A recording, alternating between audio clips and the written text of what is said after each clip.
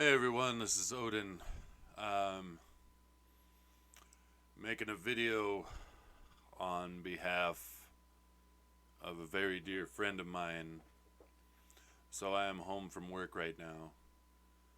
I stayed home because I have to go pick up my daughters, and we will make our way to a memorial today for a very dear and well respected friend of mine who tragically passed, tragically died in from what I understand, was a snowmobile accident. Um, the silver lining being that he went out doing something he loved. He loved snowmobiling. He loved dirt biking. He was all about being outdoors and having fun in the woods. It was his life. That's who he was, as well as a wonderful dad, husband, coworker, a true leader at our workplace. He was a friend and a coworker, and definitely our friendship was much more than just working together. So he'll be greatly missed by a great number of people. Um,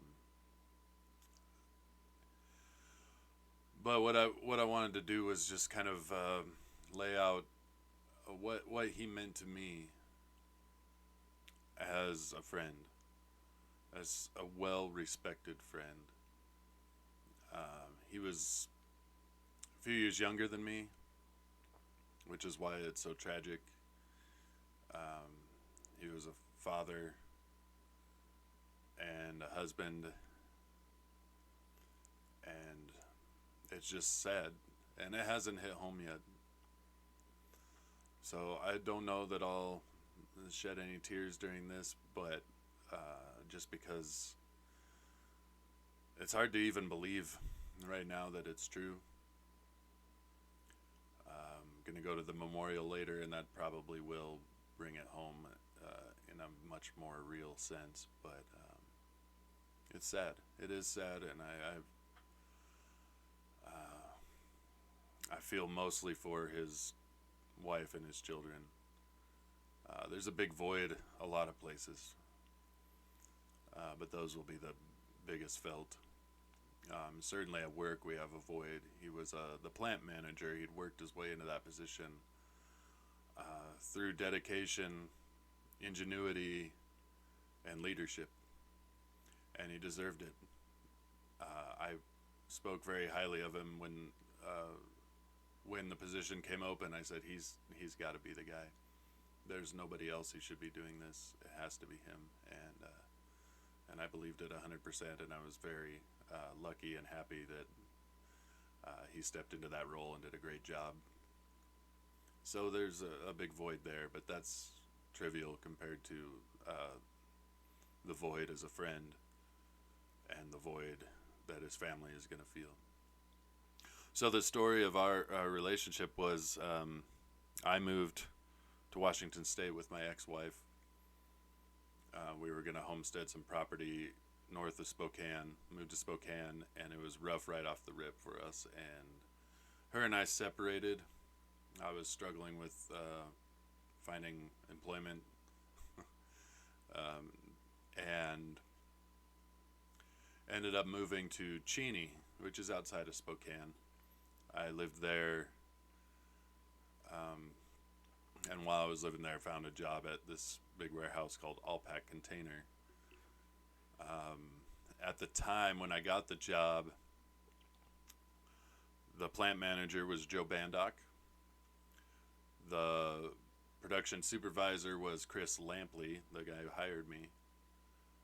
And the lead on the floor for the operators and employees was Brent Campbell, my dear friend. And at the time, he was younger than me. I was 27 at that time, and I believe he was 23 or 24. And at first, I was like, "Well, who is this pipsqueak?" He was short and skinny, but he carried himself large. He carried himself like a man at 23, 24. And it didn't take long for me to develop a true respect for him, even in that short time when I worked in production there. And a lot of the guys that worked on the floor were older than I was. They were mid 30s, some of them 40s, even older. And I could tell that he had commanded their respect. And it was impressive to me. And him and I became friends. You know, we weren't super close then. And then I left Allpack to go back to school for a CAD degree. When I left, they told me to come back when I had my degree, and they would use me as a designer, which they didn't have in Cheney at the time. So after school, I came back, but all the design work was done in our Renton facility over near Seattle. So I got that job and moved over there for 2 years. And I don't know that Brent and I stayed in too much contact. We may have been like Facebook friends or something, but what happened was we still had that property, and my family and I were living in the Seattle area, and I convinced Allpack that the Cheney plant needed a designer and that I should move back over. And they got, I sold it, they got on board with it, and back I came. And when I came back, Brent was now in Chris Lampley's role, which was a production supervisor, which was great. He deserved it again. I believed in him. I saw his tangible and intangible skills within his person right off the rip. So, like, again, I was at first like, who's this young pipsqueak? But then it didn't take long before I went, this is the man for the job. He understood the processes, the machinery.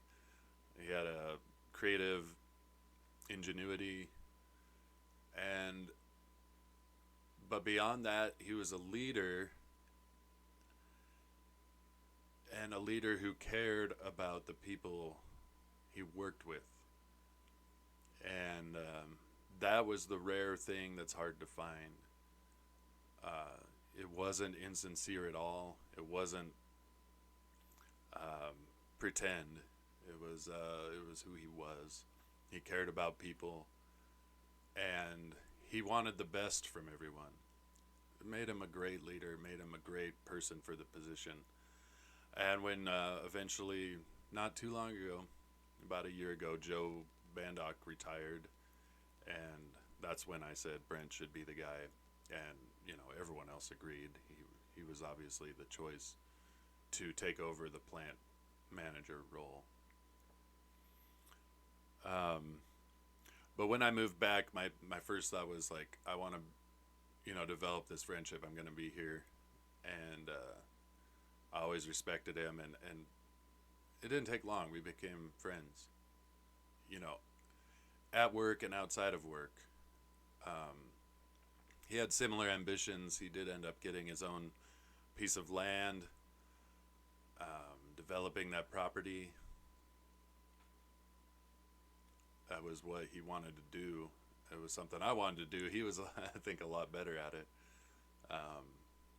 Because, again, he was very creative-minded, which you have to be as a homesteader. Also tough. Again, you have to be as a homesteader. You got to be able to learn to live without certain amenities. And he's definitely did that. Him and his wife, they know. And I've known, too. It's not easy. It's a sacrifice you have to make to get where you were going. But as we became friends, he became a confidant, someone I trusted. There's very few people that you can totally trust their motivations are sincere, that their care is real, that their concern for your life is real. It's tangible. It's, and it always felt out of balance. I wanted to do things for him. I wanted to help him in any way I could. He's very independent. And so the chances I got to help him were more like as a friend, just hanging out. happened to be there when work needed to be done, rather than I'm doing this work, could you please come help? He's like, we're all getting together, and then work would get done. And I wished I could have done more because he was there for me in so many ways. One of the biggest was he knew about my property, and this is before he started doing it. And so we talked a lot about how to set up a homestead, what we were thinking, etc. And then my ex and I got a divorce. And anybody who's been through it, especially when you're not the one initiating it, it's a nightmare to deal with. And it's hard to talk to anybody about it. It's hard to know what to feel. It's easy to hate on yourself. And I will say, like, more than anyone, because I'd be at work, long hours, and there'd be times where it'd just be Brent and I talking at work, but kind of away from work for whatever reason, on a break or just passing in the hallways. And he was a great listener. When you're going through that, you're a vulnerable person, and you're dealing with a lot of emotion. And you just had somebody who was your greatest person in your corner be like, I don't want to be with you anymore. You're very mixed, and so you try to know who's really there for you and who isn't, because you've already dealt with that feeling of rejection. So, and he was the greatest listener and friend during that time, and he was somebody I knew I could be honest with, and I knew he wouldn't say anything to anybody else. He was a great man in so many ways, because he was very manly, did all the manly stuff, but he was also vulnerable and honest, kind of just the perfect friend. And so we developed a really good relationship both in work and out of work. I leaned on his expertise, and together him and I developed a lot of projects that we worked on, and our friend Jeff was involved in that. So that was the crew at work, that the minds at work, I always like to think. But Brent had a crew outside of work, and it was really family. And so anytime I was able to hang out with him outside, we went camping several times. Just, it was always out in the woods or at his property. And that crew outside of work, that was his family, was always the same, or there was the same core anyway. And that was his wife, Althea, his son Mason, usually, if he wasn't with his mom. Althea's son Dylan would be Brent's stepson, his wife Abby, Althea's daughter Shayla a lot of times, and Ken. And Ken was like Brent's best friend. They had an understanding. They've worked on so many things together, and they'd been in so many situations together that they knew what the other one was thinking, and they kind of just snowballed with ideas whenever problem solving out in the woods, because you end up doing that a lot when you're camping or cutting firewood. He did a lot of firewood cutting, fishing, whatever it is. You run into these problems, and then you start scratching your head. But him and Ken worked really well together, and Ken was a great guy, very funny, and that was kind of like a little crew. So I would just almost be like an outsider. Like, I knew him really well at work, but then, but then didn't feel like an outsider. They were all great people, but when I went camping, I'd almost be like, oh, this is your crew. It's really cool. And he developed those relationships. Obviously, his wife and kids, of course you're going to develop those. But, yeah, it was a beautiful thing that that little family group that they had. And I think about them, all of them, and how hard this will be. I know that Dylan looked up to him. Dylan was a man, a young man, and Brent, loved him very dearly. But it was hard on him, like wanted him to be the best he could be and would push him and very father-son relationship, but very mentory. And then Mason, obviously, his younger son was, Brent was doing a great job teaching him how to be a man and teaching him morals and strength and courage. And I mean, he was doing a great job. And I know that'll last. That legacy will last. Even if it feels cut short, the person he was is there, and it's a good true north for his son and for the people that looked up to him. And I'm not gonna lie, he was a friend and a pure peer. He was a friend and a peer, but he was someone I looked up to in a lot of ways. And he was there when I needed him, and I always appreciated that. So not only was he there when I went through my divorce and just being an ear and a caring ear, there was no judgment, and he kind of always got in my corner, but also kicked my butt in a certain sense, There was tangible things, like he helped me move several times, just because I needed the help, and I hate asking for help.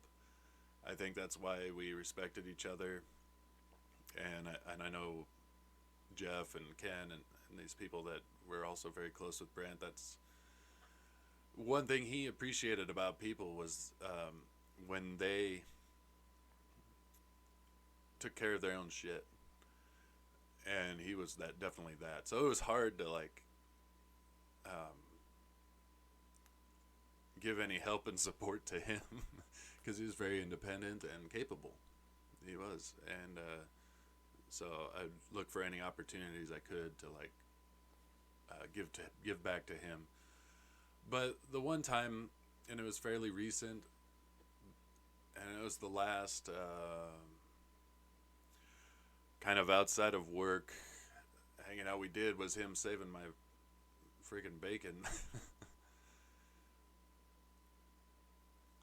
I had just bought a truck, and afterwards went camping with my daughters. I'd taken some time off work, so it was midweek.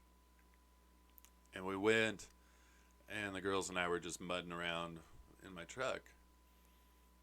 And I found a big mud pit, and in my head I was thinking, don't do this. You risk getting stuck. And I go, well, I'll figure out how to get out somehow. But you don't do that when you're by yourself. If you have another vehicle or a winch at least, and I didn't have any of that. So anyway, long story short, we got stuck out in the woods, no cell phone reception, etc. And I tried everything I could. I was buried, high centered. The rear differential was buried in mud, and my rear tires weren't touching. And there was no way out. I did everything I could to try to find a way, and it didn't. So the girls and I started walking back to camp, and I said, well, worst case scenario, we have to just walk until I get cell phone reception and figure it out. As we're walking back to camp, and it was hot, and we didn't have any water. We had water back at the camp. It was a gorilla. I'm like, guys, we'll make it through. It's not a big deal, but I think it was a good lesson for my girls in not giving up, or finding a way. But as I was walking, I got a notification ping, a message or something on my phone. And I went, oh, I have a reception here. So I stopped and thought, who should I throw a flag out to, Who should I ask? And I knew he was still at work because it was, 1 or so in the afternoon. And so I sent him a message. I said, hey, I know you're still at work. If you get this, this is where we're camping. This is our coordinates, basically. I really need help getting my truck out. And I knew he had this big diesel truck. I'm like, that thing will pull it out. No problem, right? So he ends up getting back to me, and it's hard because there's no reception except like a few spotty areas, and then him and Ken came with, of course, which was great because again their minds work off each other really well. They just know each other so well, and it was fun to problem solve with them and watch the head scratching go on. But he ended up coming out with his little Xterra. And I'm like, that's not gonna pull it out, dude. But he did bring his winch. It was a big, heavy, 6-ton winch. And we ended up getting it out, but it was a lot of fun messing around. I mean, I knew when I got a hold of him that he was one person who would understand why I did it and understand that getting it unstuck was going to be fun in its own way. And somebody wasn't going to give me shit like, what the fuck were you thinking? You just, like, he understood. He went out into the mountains and did crazy stuff, and that was who he was. And so I'm like, he'll understand. And boy, I can't be more appreciative of that moment, but also it was fun when he got there, and that's what he did. He made things fun, and the funnest was after we got unstuck, got the truck out of the mud, and then he's like, all right, you pull me out if I try. This Xterra. So he took that thing in there, totally, of course, got stuck. I mean, my daughters were just freaking out. They're like, no, what is he thinking? And I'm like, guys, it's totally different. Like, what was I thinking? Yeah, my truck's way more capable of getting in and out, but I didn't have somebody, I could pull that Xterra out pretty easily. It's a little different when I tried to get myself unstuck with no one else around. So I'm like, guys, it's no big deal. But it was funny to watch their faces and watch him just like plow into this giant mud hole with his Xterra. Oh, but that again, it kind of sums up who he was. Always willing to help, but also he wanted to have fun in the mountains. So I knew it wasn't like I was going to be twisting his arm a whole lot. But I definitely appreciated that he was like, yeah, I don't have anything going on tonight, I'll come out. All that to say, it's rare to find somebody you truly respect as a man, as a friend, and not that Brent was perfect, but he kept his flaws in check, and it was very real with it, There was no hiding who he was. I don't know.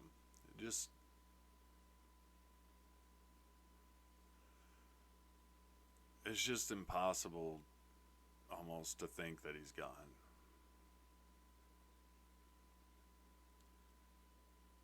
And the void left.